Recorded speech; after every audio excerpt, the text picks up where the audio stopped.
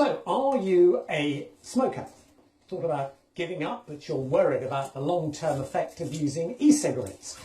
Well, the message on vaping has, frankly, been a bit confusing. Yes, e-cigarettes help you stop smoking, but could they cause harm in other ways? Well, now leading doctors tell us to put aside any concerns because, well, they're so much better than cigarettes.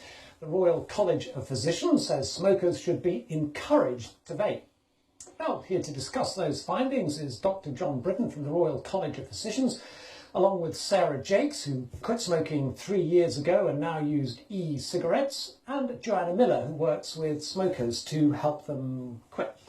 Thanks very much for joining us. I mean, John, how confident are you that vapors or vaping is actually safe? Because there's been an awful lot of sort of stories out there saying that, you know, they've trialled it with mice and mice have had breathing difficulties. Are you absolutely rock solid sure, no, it's safe? Nothing's absolutely safe. What we conclude in the report, and one of the reasons for bringing the report out was to look at this issue, is that long-term electronic cigarettes probably do have some adverse health effects. But the magnitude of those effects is extremely small. The likely effects would be an increased risk of chronic obstructive pulmonary disease, possibly an increased risk of lung cancer, possibly cardiovascular disease. That sounds pretty grim to me. Well, it sounds it, and that's part of the same spectrum as you get from tobacco smoking. But the size of that increase in risk is much, much smaller. So if you're a non-user of nicotine, it makes no sense to start using an electronic cigarette. But if you're a smoker, it's a no-brainer to switch, because the risk is so much lower. Sarah, a no-brainer, because you did switch. It was a no-brainer. It was a no-brainer. I mean, I smoked 20 cigarettes a day, on and off for 34 years, before I bought a refillable type device, just to use in my car. And within 2 weeks I'd switched. But was that because you thought, I've got to stop smoking, I'll try vaping? Is that what you... At the time I wasn't looking to quit at all. You know, I'd just bought the device to use in my car. I had tried to give up smoking several times before, and several times successfully. But I have to say, giving up smoking is the easy bit. The hard bit is staying off of smoking, not going back to it. And Joanna, I mean, I suppose the question mark in my head about e-cigarettes is, are they still addictive, and don't they contain nicotine? So is this progress? Electronic cigarettes do contain nicotine. These days you can also get electronic cigarettes without any nicotine or with extremely low nicotine content. However, I would suggest for a person who is a heavy smoker, who is considering swapping to vaping, that they would start on quite a high dosage of nicotine, and then with time they could probably move on to lower. What is wrong with cold turkey? Just bang, that's it. Quitting smoking is quite a difficult thing, and you also experience withdrawal symptoms from withdrawing from nicotine. There's evidence base that suggests that if you consider maybe having some help in quitting smoking in terms of coming to a clinic like the Stop Smoking service that I work at, and you have behavioural support, that can help you more successfully quit smoking. And if you also have different types of medication or nicotine replacement products along the way, that can increase your chances even further. John, do you think the government should then maybe promote e-cigarettes if the health risks are so much less? Should they actually aggressively say, think about changing? What we would like to see is a change in the way that all nicotine products are regulated and recommended by government and all of the health authorities in such a way that the pressure is always to move away from smoked tobacco. If you're going to use nicotine, then inhaling tobacco smoke is the most dangerous way you could possibly do it.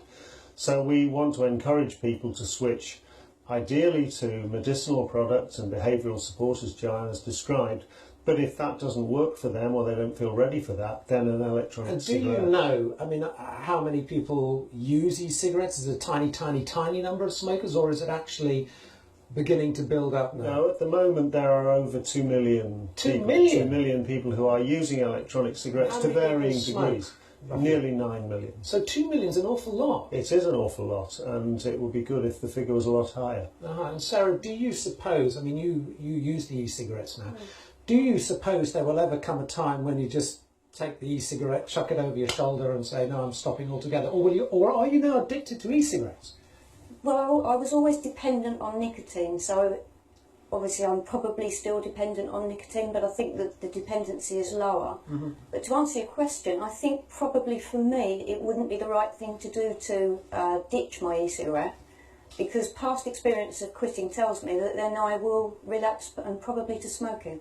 So for me it has a kind of a protective effect as well. Have you tried, I mean, I presume you have tried patches, gum, and any use? No.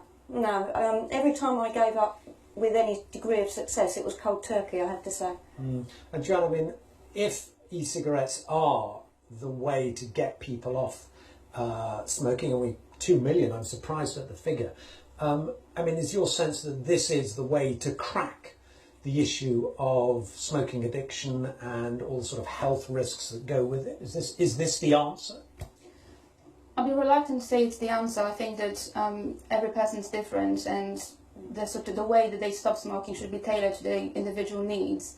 I think that it's probably quite an attractive method, something new that's on the market that hasn't been there before, and I think it most closely mimics the actions and the feelings of smoking, so it can be quite an easy switch. That's the thing about it, it's the appeal and the fact that they are so varied within themselves that people can always find something that they want. Okay, let me just, sorry, we've got some emails here. I'll just read you some out, it's quite interesting. So there's an email from Graham. He says, I was smoking at age 15. I tried to give up many times using patches and prescribed medicines, but always went back to them. I finally stopped smoking in May 2015 after my daughter bought me an e-cig. Okay, well, there's more proof. An email from Victoria. I find it unbelievable that the findings are still showing that e-cigarettes are only used for people who want to stop smoking. It's my opinion that it's made smoking acceptable again. Well, I mean, that's an interesting point, isn't it? That actually it might have the reverse effect. Suddenly it's socially okay to have a blast on an e-cigarette. Well, the evidence is that people who use electronic cigarettes are almost entirely people who would otherwise be smoking. So what you could also argue is that seeing people using electronic cigarettes in public places, for example, normalises the act of not smoking but using electronic cigarettes. Now, on a risk spectrum, that is a far less hazardous thing to see and to try to... Yeah. Let me just pick up this email, actually, I thought was interesting, from Tony. He says, having stopped smoking for the past few months, I find it really disgusting that e-cigarettes are allowed to be smoked in public places. Sarah, I have to say, I was walking along outside Westminster the other day, and there's this guy in front of me, like a steam train, smoke billowing behind, out of him. Do you find that people actually don't like it? Even though it's an e-cigarette, they do think, yuck. People do. I think there's an etiquette needs to develop around this. I mean, it's just manners. You don't blow stuff in people's faces. I mean, I've got the little device on the table there, which is incapable of creating clouds. So I physically couldn't annoy anybody like that with that. But I have got devices that will do that, but you just have to be careful, you know, when and who's around you when you use it. Yeah, let me just take another email because we're getting an awful lot on this. So this is from Julie, email from Julie. I went from smoking 50 plus a day, goodness me, to 5 a day overnight when I picked up my first e-cigarette over 2 years ago. If vaping were banned or curtailed further, I would be back on the fags as quickly as I dropped them. Joanna, is, I mean, vaping kind of on the growth just here, or, I mean, is this, you know, worldwide, that there is now a move from, you know, smoking cigarettes to e-cigarettes? Are we kind of ahead of everyone else, or are we just in line with everyone else, do you know? I'm not really sure about the statistics. I'll probably say it's quite on the rise in Western countries, but I'm not sure if John, you have more. The UK is well ahead of most countries in the world. We have very high uptake of electronic cigarettes because we haven't had prohibitions or any other restrictions on their sale. Other countries are close by, but some, Australia for example, prohibit use, and I think that's bad for public health in those countries. Very interesting, guys. Thank you very much indeed for your time. Much appreciated. Thank you. Well, you've also been sending us your reaction to this report from a group of MPs that kids in care with mental health